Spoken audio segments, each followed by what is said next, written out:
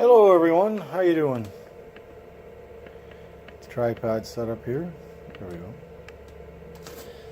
Well, this is our second review of this. I deleted the first second review. Side this is heating up. I put it all back together. Oh, I forgot to grab the mold. I like the temperature control. It's working great. It told me in the directions to heat the thing up and let it smoke before I put lead in it. So that's what it's doing. There's no lead in it right now. I got this all lined up. One little problem. Can you see that clamp down there? It's kind of nice. You just push the mold in, it stops where you set it, and it's going to drip at your first one and boom, pull it out. That'll be kind of neat. The screws just barely makes it because I took so much material off. So I'm going to take that to hardware, no big deal, and get a bigger screw. That's all, a longer screw. But it seems to be holding the temperature. I was going to go turn it off. I go, well, I'll do my review with this. Let me get my mold. I left it in the man cave. And I'll show you. It does seem to move in and out pretty easy now.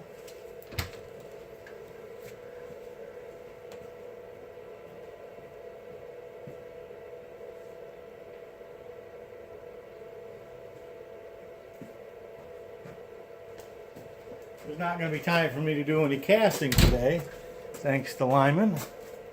Because when I come back, my granddaughter will be around, and I don't cast when she's around. Just don't want her breathing stuff in. Here's my NOE mold, one of my many.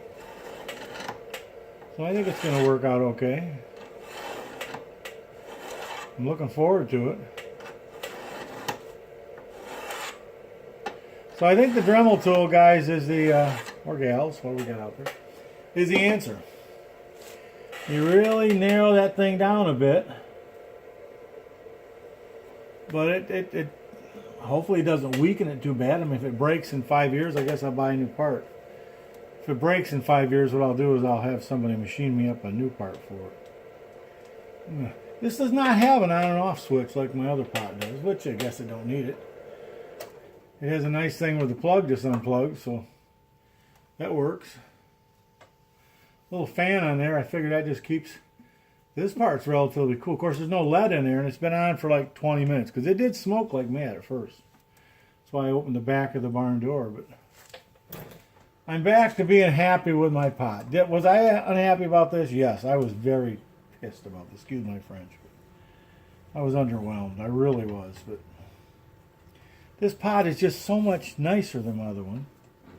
It's bigger, but I got enough room there. Put that up there. I'll probably still use a hot plate. I don't know. I'll have to heat that up with a low lead and see how hot it gets. If it gets up to 250 degrees or so, I could start there. But if it won't get that hot, then no. These storage compartments, again, they're staying fairly cool. So I guess it'd be nice if I've never done it with two molds. I guess you could lay a second mold in there. What I do is I stole this idea from somebody I seen on YouTube.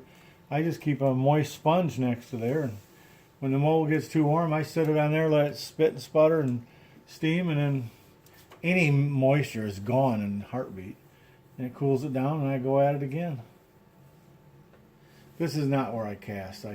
When the first time I cast, I'll take a picture. I'll do another review. I got a nice rolly metal piece that works great. I cast one. Now I got to figure out what I'm going to do with my other pot. It still works. It just, when I came home from up north, I thought I'd retired up there, and then my granddaughter had a problem with that, so I came back home. I moved all my stuff. Well, that's warm up there. Well, the fan's not blowing now. My wife didn't want me to come home. She wanted me to stay up there retired. So I had to do it all in one load. Well, I put the pot in the back with everything else, and something shifted on the drive home. It was 150 miles, and some weight got up against it, and it bent the pot a little bit. It looked like it didn't drop. It never. I took it apart. I shimmed it up with water, and I got most of it okay, but you always had to keep the mold level, you had to lay it on one side a little bit. It was just a pain, you know. So I thought, well, I like this idea, because it says, I read the directions. I can read, isn't that amazing? And it They say just to let the mold sit there while it's cooling, waiting to pop the sprue, right? Well, that's cool because, again, I've always been holding on to it the whole time. I could let go of it. My hands would get a chance to get a break and then grab it, and and I'm hoping this will work out. Hopefully this was our hiccup. The hiccup is over, and life will be good from now on. Still think it sucks. I haven't decided if I'm going to call him Monday or not. Probably.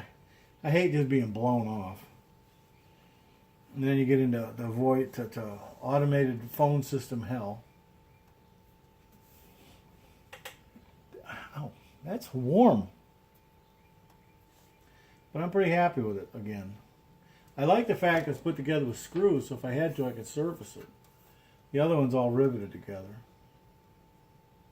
Like, I don't know how hard it'd be changed, but if the heating element went out, I don't see any problem why a user couldn't change it. In fact, there's a parts list on the directions. I'll have to look and see if they list that. And this thing probably here is a 1 unit. You could replace it. You don't use a lot of the stuff on here, which is okay. I like simple. You just use the up and down arrows and that's it. You set it and it tells you what the temperature is. Well, how much better can it get? That's what we want. And I know I could have built an external one to work with my other pot. And I don't have a problem building stuff. I've built all kinds of stuff on my ham. But I know I know how much pain in the butt it is having the hot plate sitting there in my little setup. Right, worrying about something hot getting on the cords and all that. I just didn't want one more set of cords to deal with. Actually, there'd be one coming and one going, right? Well, two when you figure the temperature probe and all. I just didn't. It was getting too busy, and I like the idea I'm not going to have a thermometer in here. Okay, I mean, and it holds a little bit more too, because I'm going to try doing something that I've seen that I've always casted. Knock my screw off and then dump them back in there. Well, that screws up the temperature on the pot like big time, right? And this pot's 5 pounds bigger. So I'm thinking, you know what? I could just put enough lead in there so I can do what I want to. And those sprues I'll just save for the next casting session. Or if I'm going to get up and go to the can or, I don't know, get a drink or just stretch my legs, then I might put them back in. But just have to sit there, because then you had to sit there and wait. And you got wrinkle ones why it's cold, and it would stop running because it cooled off the bottom of the pot a little bit. And it's like, dang it. I might try. I've seen other guys have done that. They just didn't bother dumping them. They just let them build up till they're done with the session and put them back on. The other thing I've seen is because I got a hot plate sitting there, and I got a small metal pan. I'm thinking, of course, this holds 25. I don't know that I'd be using more than 25 pounds of lead at once, but preheating your lead on the hot plate. That way when you put it in, it didn't drop the temperature that much. So you could put, if that small metal pan I've got, I could put on the hot plate, put some of the sprues in it, right? Put them in, and then again, it's not dropping the temperature that much. But I'll wait and see. I don't know how many pounds you'd get out of it. I mean, is it a third of the weight? Is it a tenth of the weight? I don't know. But that'll be fun to find out. I haven't decided what I'm going to cast next. I'm trying to use up some old 357 bullets I got. And I've loaded like over 1,000 in the last, I don't know, couple weeks. I've shot a third of that. But it's got my old powder on, my old black powder, which doesn't stick as well. And I really want to try the blue on it. But I got to use up the old ones, right? I got to melt them down. That seems kind of a waste to melt down a bullet that I've already cast, powder coated, sized, and it's ready to go. And they shoot fine. I just like the blue ones. And I don't know. I bought a little bit of yellow. I was mixing. I was trying to come up with green. But the blue is fine for me. I don't care what color it is as long as it works. I know I can trust the blue. It works. It stays on.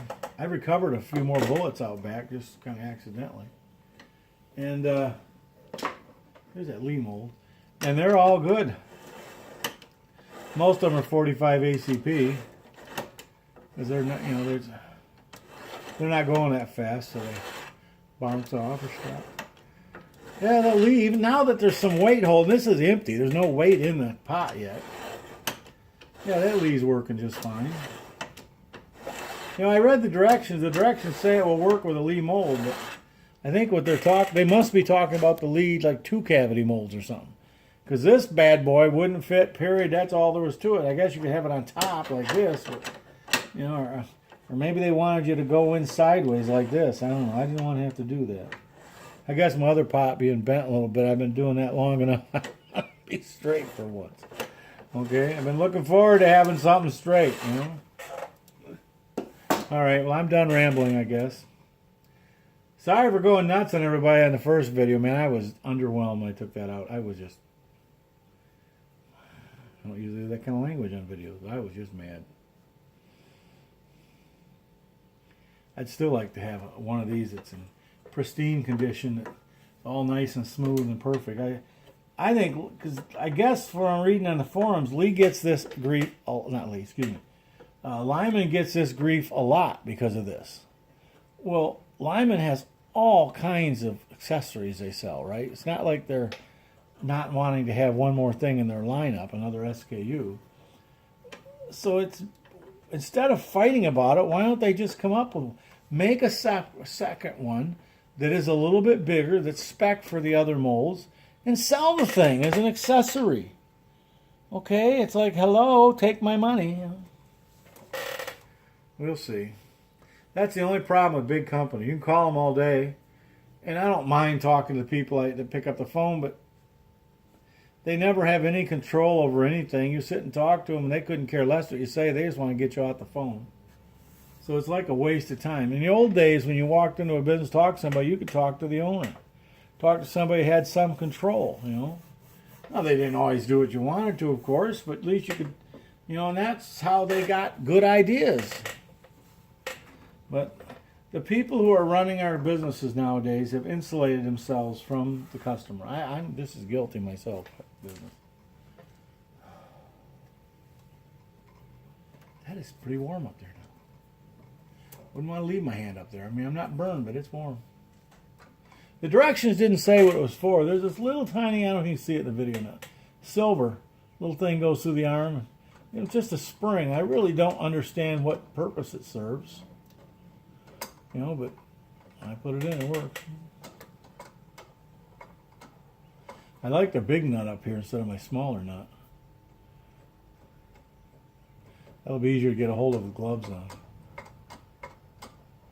What I find, I don't know if anybody else is like this, but I have to adjust these as I go.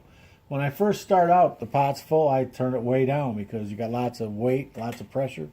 But as the pot gets, let's say it's half full now instead of all the way, I really end up with my other pot, I have to open that up to keep the flow going, or it really slows down because the pressures went down. I mean, I don't know if that's it. I haven't read it anywhere, but it seems to be what happens with me. Kind of looking forward to playing with this bad boy. Yep. I don't know what I'm going to do with my other one. I think it's a little too expensive to give away. So I don't know if I'll sell it or put it along for the side or something.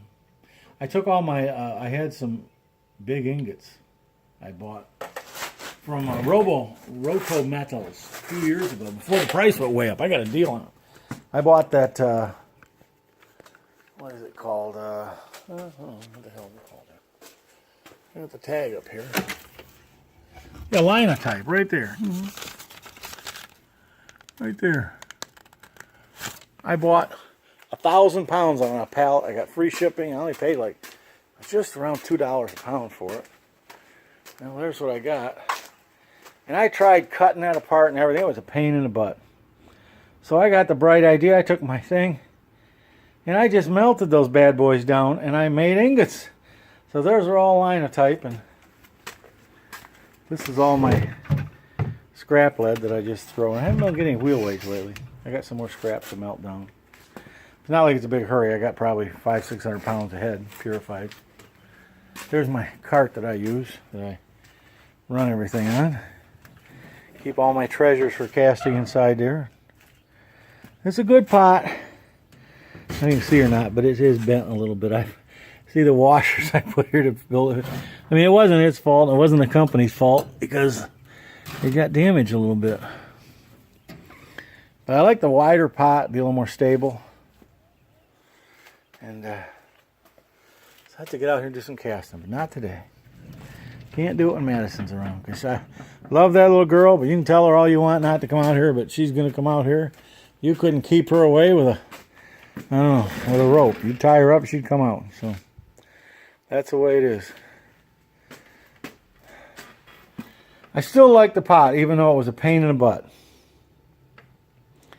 I guess they say the best stuff in life you have to work for. All right, I'm done rambling. I told you that once before, didn't I? Talk to everybody later. Bye-bye.